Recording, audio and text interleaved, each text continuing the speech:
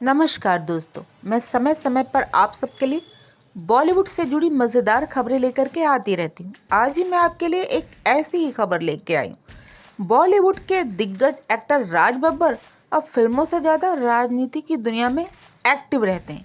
National school of drama से method acting की training लेने वाले राज बब्बर ने 150 से ज़्यादा फिल्मों में काम किया है।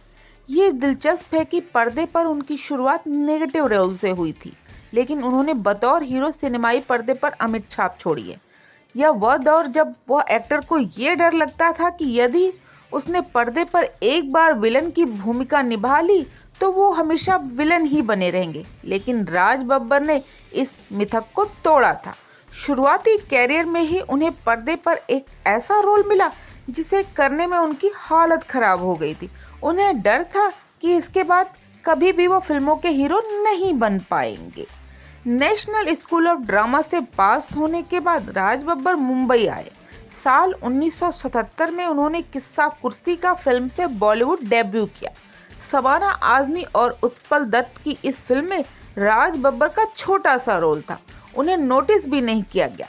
करीब 3 साल के स्ट्रगल के बाद 1980 में राज बब्बर की बैक टू बैक 7 फिल्में रिलीज हुई, लेकिन जिस एक फिल्म ने उन्हें सबसे ज़्यादा पॉपुलैरिटी दी वह थी इंसाफ का तराजू। B.R. चोपड़ा की इस फिल्म में उनके साथ जीनत अमान, पद्मिनी कोल्हापुरे और दीपक पराशर मुख्य भूमिकाओं में थे। फिल्म में राज बब्बर का किरदार एक बलात्कारी का था। इसे राज बब्बर ने जिस खूबसूरती से निभाया उसके लिए उनकी आज भी तारीफ की जाती है। ये दिलचस्प है कि राज बब्बर इस फिल्म को करने से हिचक रहे थे। एक भयानक बलात्कारी के रूप में पर्दे पर खुद को उतारने के लिए राज बब्बर बतौर एक्टर तैयार तो थे, लेकिन उन्हें डर था कि यह उनके कैरियर की सबसे बड़ी गलती न साबित हो जाए। ऐसा इसलिए कि शुरुआती कैरियर में ही पर्दे पर इस तरह का नेगेटिव किरदार उनके हीरो बनने के सपने को पल भर में चूर कर सकता था। फिल्म में उन्हें जीनत अमान और फिर बाद में उनकी छोटी बहन के साथ बलात्कार करना था। फिल्म के अंत में जीनत अमान उन्हें गोली मार करके हत्या कर देती हैं। राज बब्बर फिल्म की शानदार कहानी को लेकर आश्वस्त थे, लेकिन एक बात और थी जो उन्हें परेशान कर रही थी। दरअसल जीनत अमान के साथ रेप सीन को लेकर राज बब्बर बुरी तरह घबराए हुए और डरे हुए थे। जीनत अमान तब बॉलीवुड की नंबर 1 एक्ट्रेस थी। ऐसे में राज बब्बर को यही लग रहा था कि यह सही नहीं है।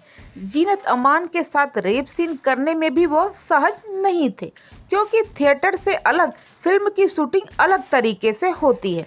राज बब्बर को डर था कि इसके दौरान यदि जीनत को कुछ भी अजीब लगा तो उनका कैरियर बनने से पहले बिगड़ जाएगा।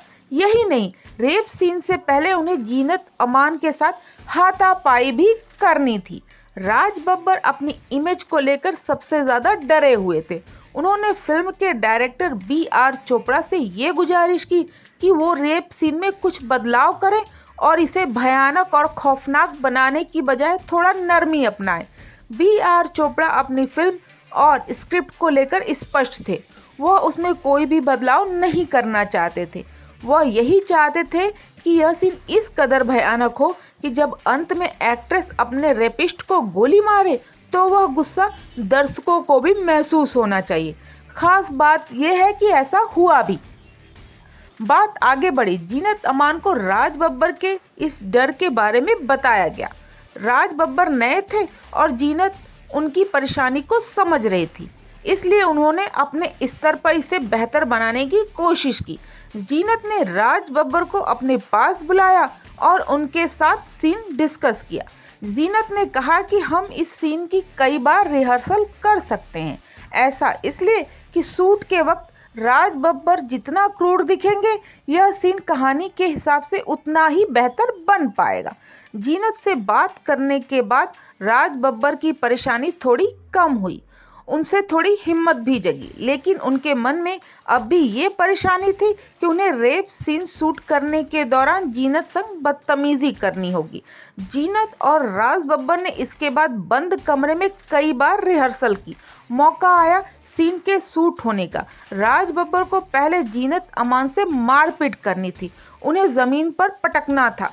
राज बब्बर ने शूट शुरू किया। उन्हें डर था कि जीनत को चोट पहुंच सकती थी, लेकिन जीनत ने कोई संकोच नहीं किया, बल्कि शूट के दौरान वह राज बब्बर के साथ काफ़ी बोल्डनेस दिखाई। तो ये थी राज बब्बर से जुड़ी एक मज़ेदार खबर। ऐसी ही मज़ेदार खबरें जानने के लिए प्लीज़ मेरे चैनल को सब्सक्राइब करें।